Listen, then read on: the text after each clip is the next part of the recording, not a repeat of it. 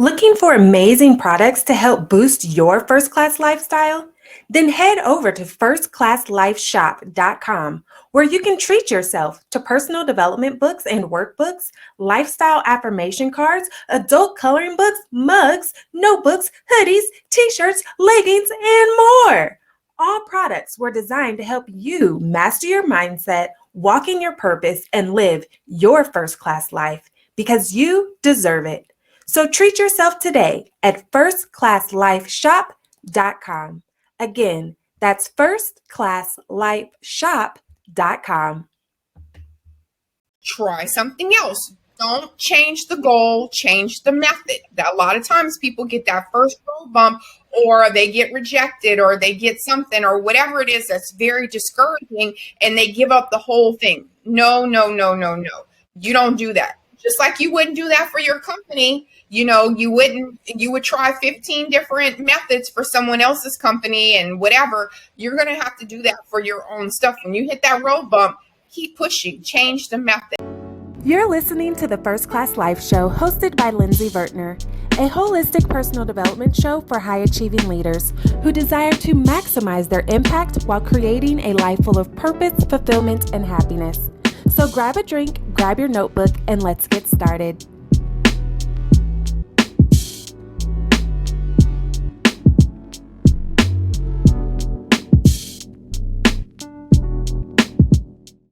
Hey, people. Welcome to another episode of the First Class Life Show with your host, Lindsey Vertner. That is me. And I'm here with an awesome, beautiful guest by the name of Holly Cotton. I've had the opportunity to meet her in real life outside of these virtual streets, and I know that y'all will love her just as much as I do. So you already know how we do, because we are high-achieving leaders. We don't have time to waste. We have to maximize our impact, and we have to create our life full of purpose, fulfillment, and happiness. So we're going to hop right into the discussion. Hey, Holly, welcome to the First Class Life Studios. Hi. So excited to have you here. Now, I know how awesome you are. I need you to tell the First Class family, who is Holly Cotton really? Like, peel back the curtains, let us in, give us the good tea on who is Holly. Hi. Okay. Thank you so much, Lindsey, for having me on your show. So Holly Cotton is an onion. I just watched The Blind Side the other day, so I'm going to refer to myself as an onion. But basically, I have been a nurse for 20 years, and probably 9.5 years now, I was diagnosed with cancer. And that pretty much was the defining point of these new layers of Holly Cotton, because I was just going on with life. I was a mom, I was a nurse, I was just doing my whole thing. I really didn't know what my plans were. And after cancer, and you're faced with that life-changing, like, you could die, and what are you going to leave as your legacy? What are you going to be known for? Was kind of like a wake-up call for me, because I said, basically nothing. Like, what have I done? So I went through my whole process of recovery and all of that, and that probably took about 1.5 years to really recover from that whole cancer scare. Thank goodness I'm still alive. But just being a mom, being a woman, going through, all of these challenges, I kind of just started going into physical fitness, which I tell everyone that when I was going through surgery, I was the weakest I've ever been in my life. Like, I couldn't even put my hair in a ponytail. I couldn't reach to shave my legs because of all the surgeries, reconstruction, all of that stuff. So I vowed that when I was able to start getting my life together again, I was getting it together, and I was going to become the strongest person ever. And so that kind of just started this whole spiral down. 1, getting into fitness. 2, I wrote a book called Strong is More Than Muscles. And basically, I just started going down this path. I developed a company called Strong Squad, which has done really, really well. So I have entrepreneurship under my wing as well. And I recently started working with Ebony Publishing, which is Ebony Magazine. And I am now a podcast host of Beyond the Fit for that. So I'm also able to share all my journeys, all of this motivation, all of these things that I've learned from being an author, a mom, a survivor, life survivor, into fitness, all these great things. So that's pretty much me right now. It's a lot and I is tired. Listen, but I love that you point out all of the layers. It's so funny because I was speaking with another guest recently, and she was saying that, I don't have a lane, I have a life. Shout out to Trey Kearney. And we were just talking about all the different facets that make up a single person and, being that rooted tree in your values, but then having the different branches of all the different things that you've experienced in your life or overcame in your life. So I'm glad that you pointed that out. And so I wanted to ask you about all of your different roles, because being in the nursing background and then being diagnosed with cancer, did you have any sort of identity crisis or anything like that? Because here you are caring for people and then you have to completely flip roles and allow somebody else to care for you.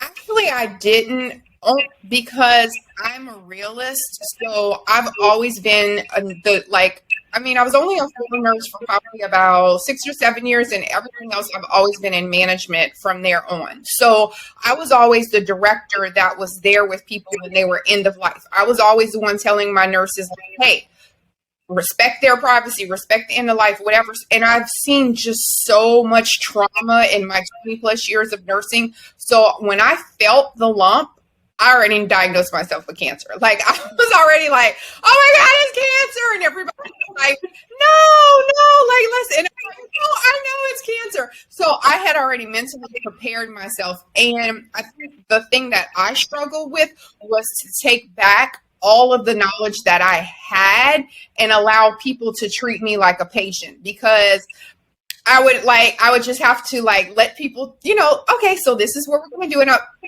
okay, when I already knew what was going on. It was more of that instead of instead of an identity crisis of being a patient, it was me just learning to just allow people to take care of me, because that was something I really struggled. Even now, like when I go into the hospital, I never tell people I'm a nurse. Like, people just think I'm this Instagram person, or like they don't, or I like to work out. I'm like, boo, I have a master's in nursing. Like, don't try to talk to me crazy. I know a lot of facts. So that was kind of the struggle, instead of, that part was just allowing them to take care of me without kind of telling them you're doing it wrong, or that's not how I would do it. So it was more of that rather than, I guess, submitting is the word I'm thinking of. Mm-hmm.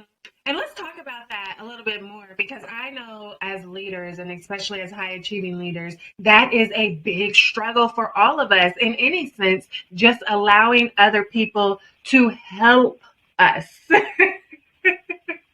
So what were some of those things that you really had to focus on, whether you had to be more intentional or more disciplined, but what were some of those things that you really had to focus on to allow yourself to do that? Honestly, I was going through a really rocky marriage at the time as well. And so I already had a lot of things there. My kids were younger because, my daughter's about to graduate high school now, but they were young then, so I think second and fifth or sixth grade, something like that. So they were little. And it was very hard for me because finally I actually had gotten into a network of cancer patients, and that was really helpful because we all kind of were going through the same thing. And now I'm that support person for new cancer patients. But I had to accept that it was okay to allow myself to heal. And I felt like, especially being a nurse, being an alpha female, just I'm all being a boss, I'm always like, all right, let's go. I don't have time to be sick. I don't have time to heal. I don't have time for this. And it was just that realization where I basically was like, okay, I have to allow myself to heal, and I have to figure out how to do that. So you know what? Hey, you need to take care of your kids a little bit better, because I'm getting worn out right now. Asking my dad, just not taking on multiple projects, telling my job, listen, I know I look great on the outside. I'm out here kicking, but I literally cannot move my arms. I cannot do anything. So it was just coming up with that acceptance of how I just needed to, it was okay. And I needed to just allow myself the forgiveness of thinking I had to do everything and just allow that healing. And I think that's a big thing that a lot of people, especially when we go through something traumatic and we do have other parts and pieces and people in our lives, especially being a mom, like we never allow that healing to fully happen. And then we're all jacked up and mentally, physically, everything. So I guess that's more of what my answer would be for that one. Yeah, that is so true that we have to allow that healing, because when we don't, what happens is that we put ourselves back out there and we end up doing more damage because we weren't fully healed from whether physical or That's emotional. what I was Like it's in all the ways. Yeah, and people just think because you start looking right physically, or you like, I mean, same thing with you, like your scar, you know, you have scars instead of open wounds. Like people feel like, oh, okay, well, she's no, I'm not. I'm still healing. So, and it's the trauma, like it's PTSD that just never goes away, especially being a cancer survivor. Like every year, I'm like, oh my God, is this year I'm going to go get re-diagnosed? Is this my 5-year? Is this my 10-year? So it's just something that's very traumatic, and you have to be able to process those feelings and not feel guilty for having those moments where you are soft or weak or humble.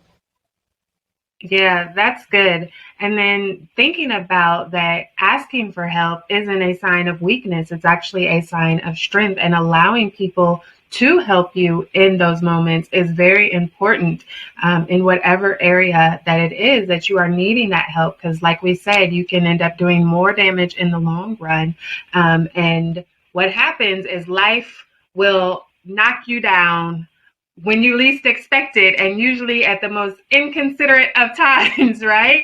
And so it's important to take that rest while we can and be proactive about that rest versus having it forced up on us. Right.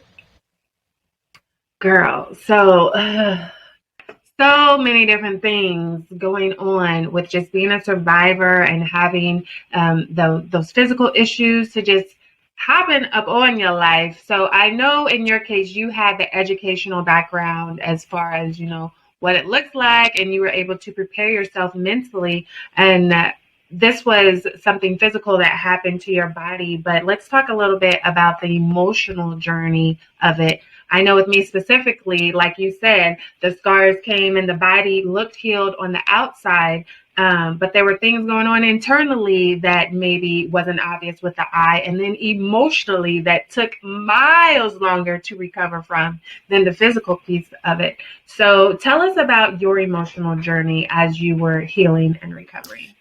Honestly, it's just an ongoing process. So like I said, one, every year we have to get tested, and, I get labs and all of these things done, but not even just that. Like, I just feel like the person that I am 9 years later is not even a reflection of cancer. Like, I feel like for me, that was just a wake up call. And I needed to have some type of direction because, like I said, I mean, I was one, allowing a lot of things that I shouldn't have with, my ex's family. I mean, it was just so much turmoil in my life. When I think about it now, I'm like, who was that person? Because this person today is not taking that.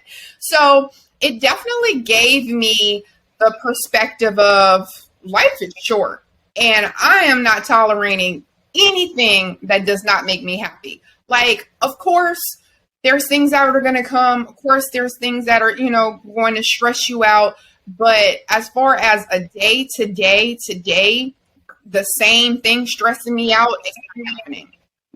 So I think that was a key thing too, because people, like, when people are around me, they're like, they see me on social media or whatever, and they're like, she can't be this happy. She can't always be this laughing and whatever. But around me, and you've been around me, like, I'm going to have a good time. Like, I am such at peace. And I actually had a conversation with someone this weekend about that too. And I was saying how, like, a lot of women have all of this stuff and they get so stressed out and they're angry, and it's so hard for us to just embrace a moment because we have all these feelings. And not me. I'm all like, I'm telling you, like, and it's just an intentional decision every day to say, I'm not going to allow these things to hurt me. I'm not going to allow these things to take my happiness away. I might get stressed out, but I'm going to deal with it and I'm moving on. It's not going to be a day-to-day thing. So I think that's my mindset. Like, I ain't taking it and I ain't doing it and it ain't me. Anybody else roll with it, but not me. I almost died. You think I'm about to spend the rest of my life upset? No. Exactly. It really does change your perspective on things. And I love that you mentioned it's an intentional decision because I always say that, it takes the same amount of energy to be miserable as it does to be happy. So choose one and choose wisely because either way you're exerting that energy. It's like, well, if I'm going to be doing something, I might as well try to make it a happy something as much as I can. Yes, there are outside forces, but I can only control my reaction to those outside forces. And so thinking about intentional decisions, it's like you have to make the choice each and every day to say, all right, I'm going to be happy today. I'm going to be grateful. I'm going to be joyful today. And that doesn't mean, like you said, that things won't come along. But when you set that intention in the beginning, then it helps you to stay on track. Like you recognize those moments a lot easier. Like, wait a minute. I see you with your nasty attitude, and I'm not about to let your funkiness affect my happiness. And so I'm going to let you have your funk party by yourself. Well, and that's the thing, like energy attracts energy. Like they say, misery loves company. But when you walk in the room and you're in a good mood, even if someone's in a bad mood, like you're not going to be around me and feel like crap after. Like we're going to laugh, we're going to tell jokes, we're going to talk about stuff. We might talk about serious stuff or whatever, but like it's an energy that you have that's contagious. So I never want to walk in a room and my energy is negative and everybody's like, oh, she just came in with a bad mood. Like I love that. And I feel like I'm always attracted to people that have similar energies, similar things. So I think it's just about how you go out in the world. And that's why there's all those videos all the time where people do something nice and then the person is like, oh, now I'm gonna do something nice too, so it's just that, like, what are you gonna be remembered for? What are you gonna be your reputation? Like when I walk out the room, I want people to be like, that was a cool girl, I liked her. Thank God she's gone with all that mojo up in here. Yes, that is so true because I'm sure everybody listening can think of somebody on both sides, like that person that they just like, oh man, such and such gonna be there. I don't know if I want to come because they are always just a drag, killing the vibe, or that person that is going to be like, ooh, such and such gonna be there. I'm there. Like they always make me happy, bring the fun. And so just deciding like which such and such person do you want to be, right? Exactly. Listen, like attracts like, okay? And the energy you put out is the energy you are going to attract back. So very important to recognize. And how about a little game? Oh, okay, Yeah. great. I love games. Let me pull out my handy dandy timer here. All right, so it's a really easy game. I call it First Class Favorites. All you have to do is fill in the blank with your favorite insert category that I mentioned. Sounds simple, right? Okay. You only got 10 seconds though, okay? Now, I know you are a fitness coach, so if you miss the buzzer, we won't make everybody take a shot. We won't make them take a shot today. If you miss the buzzer, everybody has to do an extra push-up or an extra 5 jumping jacks. There we go. You got to do 5 jumping jacks if the lovely Holly Cotton misses the buzzer. Okay? So we'll start off with something easy. What is your favorite food specifically? Go. Pizza. That was easy. And see, pizza is mine as well. I feel like there's so many different varieties of pizza. You could eat pizza every single day and have a different dish, veggie, supreme, pepperoni, cheese sticks. Yeah. Anyway, pizza. Homemade versus Pizza Hut versus Papa John's versus the local pizzeria. All different. So, what is your favorite drink? Go. I love Coke Zero. It's my favorite drink. Coke Zero. Okay, okay, okay. I'm not a Coke or I Pepsi know. I drinker. drink a gallon of water every day. So whenever I have a meal, like I'm so tired of water. Like I'm more water, because I've been drinking water all day. So if I don't have a sparkling ice or anything, or if a restaurant, if I'm having a burger or a pizza, it doesn't go right with water. I need a good cold Coke Zero to like burn my throat up. Listen, speaking of a gallon of water, I just cannot get there. Like, I do good to just have a couple of 16 You ounce got to bottles start as of soon water. as you wake up, If and you that, got to drink all day long. See, like this is part of my gallon. I'm a little bit less than halfway done, and it's 2 o'clock, so I'll definitely be done. But as soon as I wake up, I'm already. it's the pen for me. It's the pen. All day long is drink, use the bathroom, drink, use the bathroom, drink, all day. Or I'm like, Oh my ooh, don't get in traffic because I gotta go. I remember one time, we're going off on an aside here, but I remember one time I was traveling and it was like a longer road trip and I was stuck in like bumper to bumper traffic. I don't remember where I was going, but I just remember I had to pee so bad and traffic was not moving and like it had already been like 30 minutes and I had barely moved a couple inches and I was like, I can't hold this anymore. And I was so happy that I had a bottle of water in my car. And so I dumped that water out the window and I dropped trowel right in the car. I mean, we weren't moving. So the car, I was put it in park and I peed in that water bottle. I felt so relieved. And I also keep wipes in my car. So, There you I go. can go back to business as You usual. gotta go. You gotta go, girl. You gotta go. Are you loving the First Class Live show? Then join our private Patreon community. Not only will you help to support our ability to provide you with great content, but you can also get exclusive perks like bonus videos and resources, discounts, episode transcripts, and more. So what are you waiting for? Join today at patreon.com/First Class Life. Again, that's Patreon, patreon.com/First Class Life. Okay, so what is your favorite book, title, and author? Well, of Go. course, me, strong, more than muscles, Holly Cotton. But no, I mean, honestly, I love the last book that I really, really enjoyed was Michelle Obama's book. And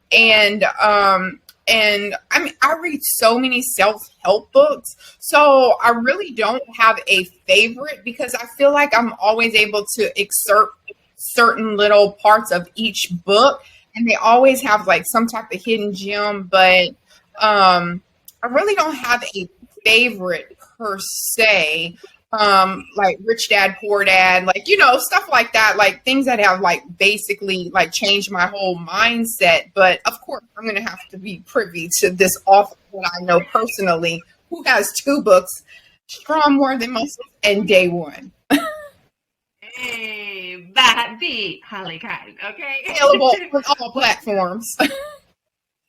That part.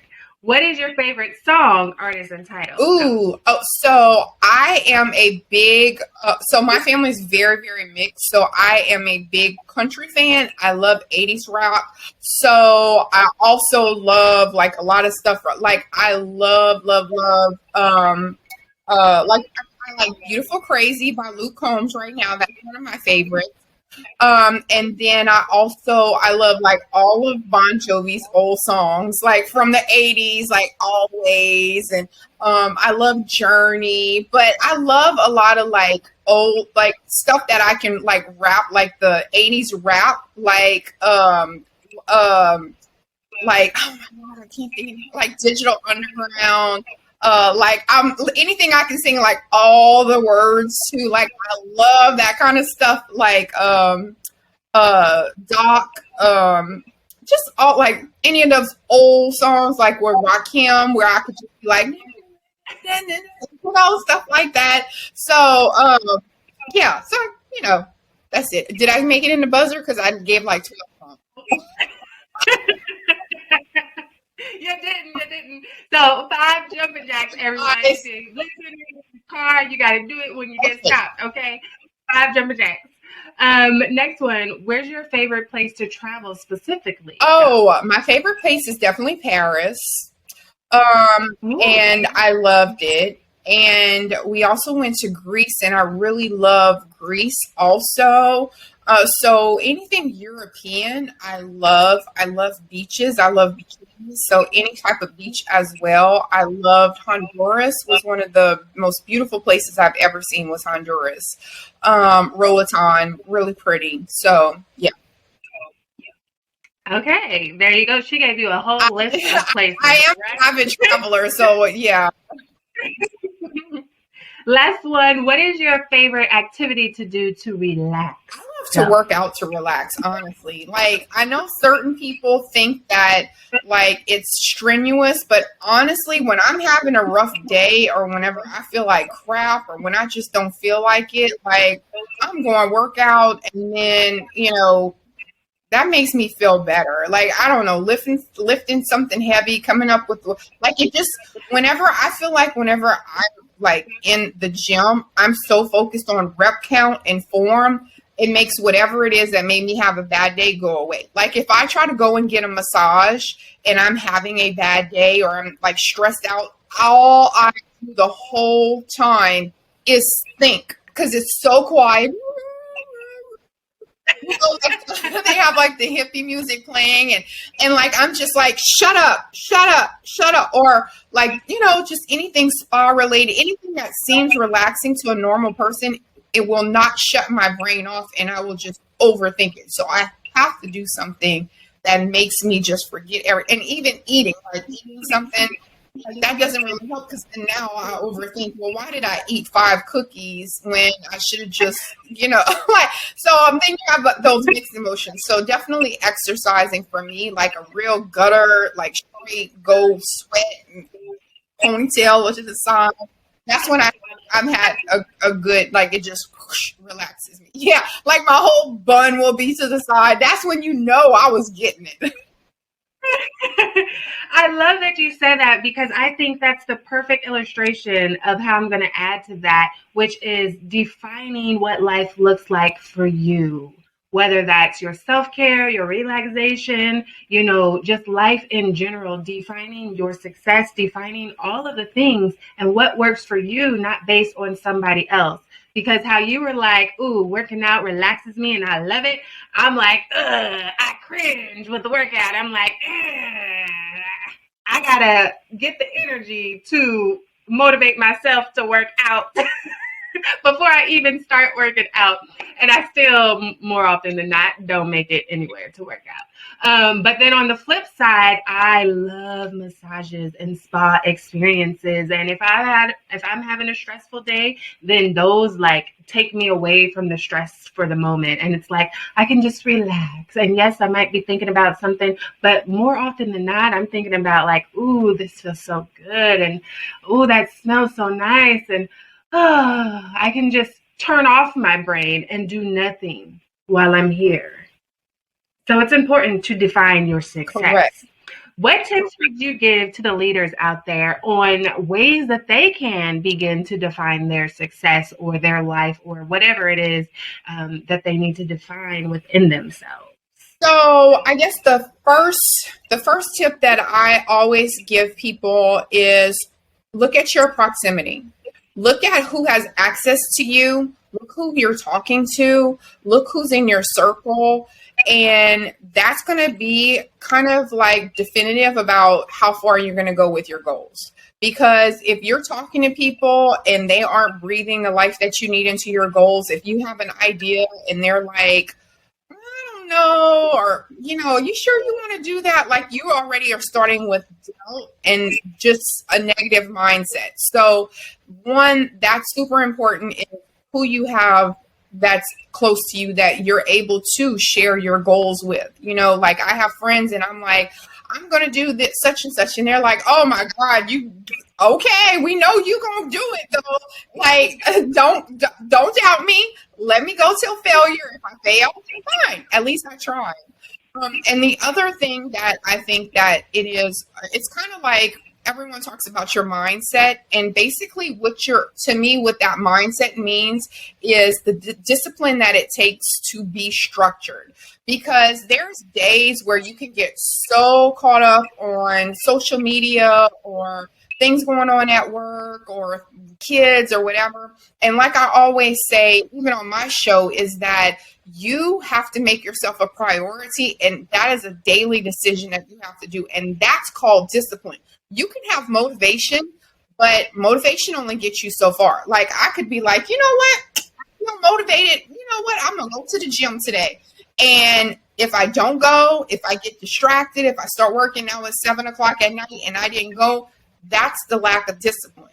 So you have to also have discipline in your mindset in order to be successful. And that's where we fall off because, you're like, okay, tomorrow I'm going to start working on a business idea and I'm going to make it work and I'm going to do it. And you might even make some notes in your phone or on your notepad or whatever. You have it. You're motivated. But what happens that's going to define you the next day is that mindset of discipline. And if you don't have that discipline, it ain't happening. Yeah, discipline is so important in all the different ways. And so we have to think about, what do we want more? I remember I was doing a Clubhouse room some months ago, and I think somebody had asked me about like, why do you think most people fall off from achieving their goals or something like that? I can't remember the exact question, but I remember my answer was something along the lines of, can I have a moment to just keep it real with you? And she said yes. And I was like, all I'm hearing and everything that you just said is that you don't really want it bad enough. Period, point blank. Because at some point you have to make the decision that the things that you have right now are not what you want. And if you've already decided that you are worthy of what you want, which is a whole nother issue in and of itself, then it comes down to your discipline, being willing to do the things that you need to do or let go of the things that you need to let go of so that you can obtain what you want. So I love that you just pointed that out. How do you feel about that as far as, how can someone create that discipline within themselves, especially if they've never grew up having to be disciplined in any sort of way? Yeah, and that's kind of like what I say the same thing. Like people, because I do talk about goals so much. I mean, I have a whole book called Day One, a guide to defining and executing your goals. So if you come to me with an idea and I see the passion, like I'm going to talk to you about your idea and I'm be like, okay, great. And once I give you like 3 steps, like I'm like, okay, great. So what's your short-term goal? What are we doing? Let's come up with a week goal, month goal, whatever, so that we can start putting stuff together for next year.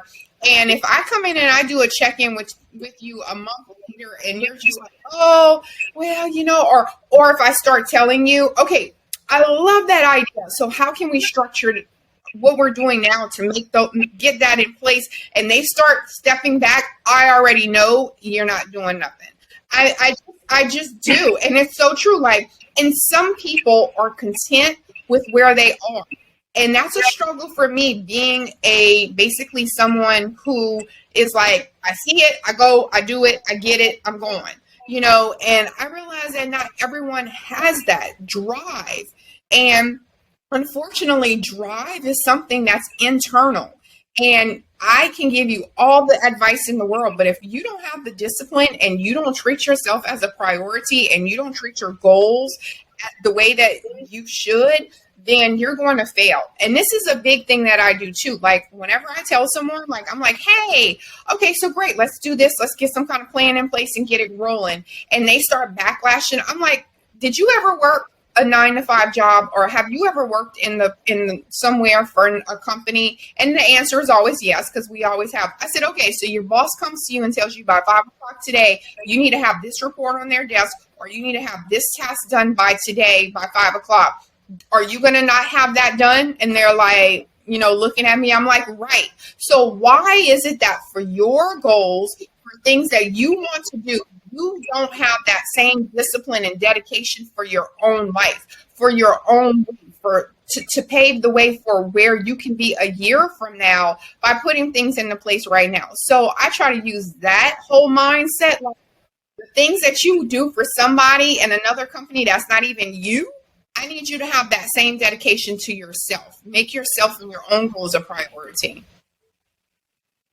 Yes, you got to, because you're the one that's waking up with you and going to bed with you every single day. That really grinds my gears when people say they want this, but they're not willing to do the work to get what it is that they want. So thank you for sharing.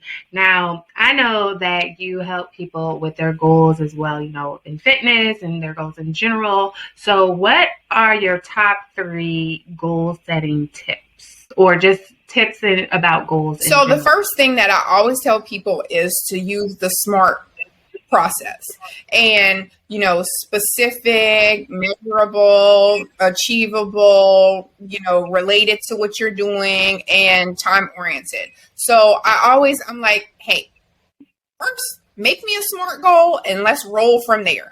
And what is it that you want to do? And one of the big things, I'll just give like a fitness goal. People always are like, oh my God, I need to lose 20 pounds. Okay, that's not a goal. That's a want. That's something that's just out there. That's just something that you're like, oh, I want, that's not a goal. So for anything, you need to be specific, and you need to have some type of check-ins, and you need to be very time oriented. So if I say that I'm going to do something, then I need to, okay, so by Friday at this time, I'll have done such and such. And I think that people forget that. Like, yes, you have a goal. Okay, well, no, it's right here. I wrote it down right here. It's written down. It doesn't matter that it's written down. It doesn't matter that it's a screensaver on your phone. It doesn't matter. What matters is what you're doing on a daily basis to achieve that short-term goal. Then have another goal for 3 months, have a goal from a year from now. Whatever it is that you want to do, you have to have some type of structured goal and process. And I think that's the big thing. And like I always say, everyone has this dream in their head. Like, oh my God, I want to do this. I have this great dream. And you're like, yeah, I like it. Let's roll with it.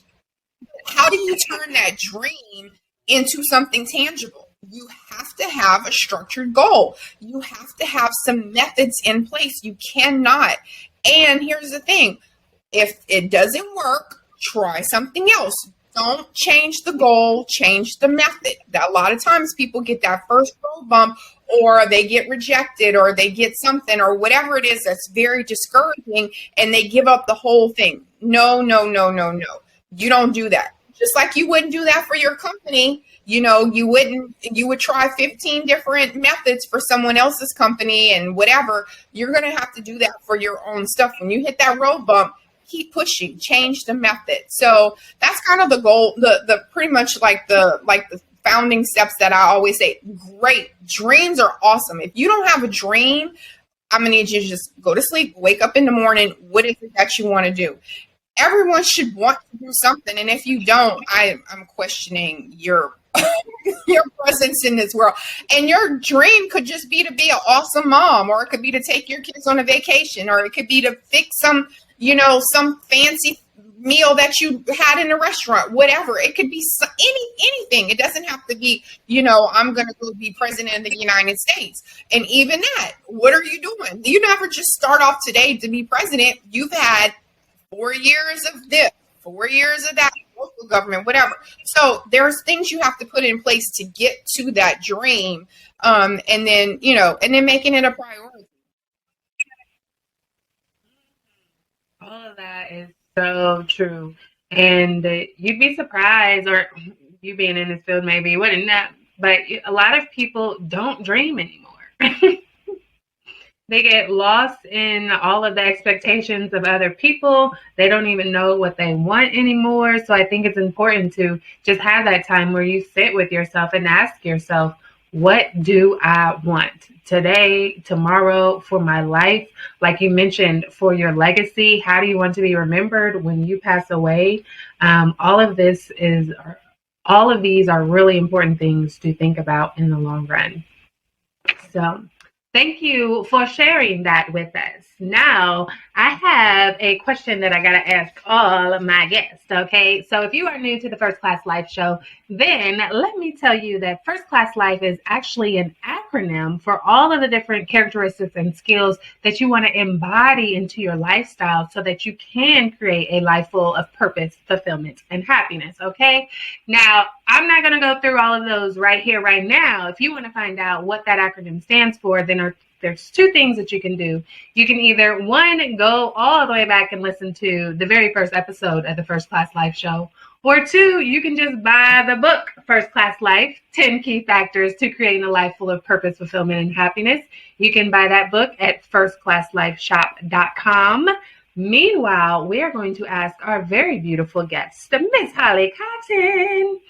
All right, which key factor do you resonate with the most? I think that the key factor that I resonate with the most is intentional. Everything that I do is intentional. Like I mean, I'm not super serious where I can like have a good time or I don't do normal things. But when it comes to my life and my goals and things that I want to do, I get so serious. Like when I get in the zone, like I am in the zone.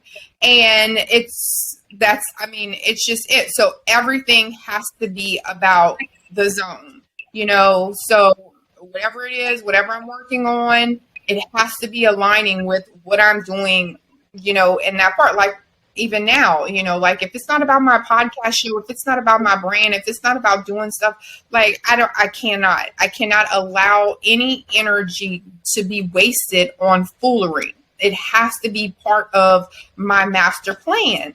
And I'm sorry, but you don't make the cut. But I just cannot allow that to come in and steal focus that I could put on something that actually is going to, have great payback at some point. So definitely intentional is what my letter would be in the acronym. Yes, and we even talked about making those intentional decisions earlier already. So spot on. Now, let us know, how do you serve the world out here? How can, if we need your services, what do you have? Well, obviously, like I said, I have a book that I wrote called Strong More Than Muscles, and I actually have tons of cancer survivors, cancer patients that have read that book. It's not a book about cancer. It's a book about defining your strong. And I have it because, I realized when I was going through my cancer journey that being physically strong was not saving me the way that I needed it to. So how do you define your purpose in order to become the strongest version of yourself inside and out? So I have that, and I have, my other book, Day One, like I said, a little snip of kind of the things that I've talked about, mindset, proximity, how to define your goals. I have an e-course that goes with that as well. If you don't want to read an actual book, I have an interactive e-course that has the same content. You can take the e-course and learn some stuff, answer some questions. I have a company called Strong Squad. We sell strong apparel. We do tons of community service events. Every month I do something, give back, donation. It might just be, going out. We do try to have community events here in Houston, but we always give back. So that's a big thing for me too, because I like to stay humble. I realize how fragile life can be, especially being a nurse, and seeing people's lives just taken away way too soon and leaving, families scrambling and things like that. So your life can be changed in an instant, so I always try to give back. I remain humble. I have tons of fitness videos on my Instagram page, if you're interested in that as well, because I mean, that's kind of, my big thing is fitness and health. And so I try to post stuff on there, workout stuff, just kind of inspire people. I love whenever I get men, in my DMs, like, oh my God, like you make me want to go hard, or you make me feel like I'm not working out, and I'm like, thank you. I'm just so, I mean, I have all of that. And then, of course, I have a podcast with Ebony. So that's a big thing. I do a lot of stuff. I cover all types of topics on that. I do health and wellness topics. I do, mental health, sexual health, just, of course, fitness and nutrition. So that's kind of like my way of just giving back, is by sharing all the knowledge that I have. I'm also a college professor, so for me, teaching and education is like really, really important, and it comes so naturally. So, I have a lot of little faucets in my life. So hopefully I'm giving back in one of them. I love when my students come and they're like, oh my God, Miss Cotton, like, oh, like they want to tell me what they're doing in life and things like that. So, I just try to be the best version of myself, and that's my way of giving back. Listen, and can we say full circle, because you mentioned being the onion, right? And having all the different layers. So how can we reach you on these internet streets? One, you can find me on Instagram, Holly Cotton _ HOLLYCOTTON _. I'm on Facebook, Holly Cotton. I'm on TikTok, Holly Cotton _. My book is available on all platforms. Both of my books are globally distributed. So I'm anywhere where you buy books, not just Amazon. You can go Barnes and Nobles, Books A Million, Walmart, Target, wherever you shop, you can get one of my books, Holly Cotton. And also my website is defineyourstrong.com. And you can also get apparel, Strong Squad stuff. I have a meal plan that can help you on track if you're looking to lose weight. And also my books and fitness accessories are on there also. All right, make sure y'all reach out to the lovely Holly Cotton so that you can be supported in that way. And listen, this has been just a great show per usual, right? Now, Holly, do you have any final advice for the First Class family on how to create your first class? I honestly, the biggest piece of advice that I give to everyone is, I said it before, but realizing that it's okay to make yourself a priority is so important to just your life in general. To having success, to having health, to having happiness. Make yourself a priority and allow yourself to be a priority. It's very, very important. You deserve to win. You deserve to be healthy. You deserve to be happy. So never question or doubt that you deserve that, and make yourself a priority the way that you make sure everyone else is good. You need to make sure you're good also. Yes. All right. Prioritize yourself, family. Prioritize. Okay. So thank you. We know that you can be doing anything else in the world, but you have spent your time here tuned in with us, myself, Lindsey Vertner, your host, and our lovely guest, the Holly Cotton. So we don't take that lightly. Thank you for just being willing to pour into yourself and allowing us to pour into you on this episode of the First Class Life Show. Meanwhile, keep going out there, you high-achieving leader, you, and maximizing your impact and creating your first-class life full of purpose, fulfillment, and happiness. Until next time, see you later. Bye. Do you want to be surrounded by other high-achieving women who are working on their goals just like you? Are you looking for your circle that's passionate about their own growth yet still wants to see you shine? Do you desire to be supported through collaborations and connections instead of competition? Then Cowork and Chill is your place to be. Cowork and Chill is a hybrid of virtual co-working and virtual networking. It's a community of women who are striving to build living legacies.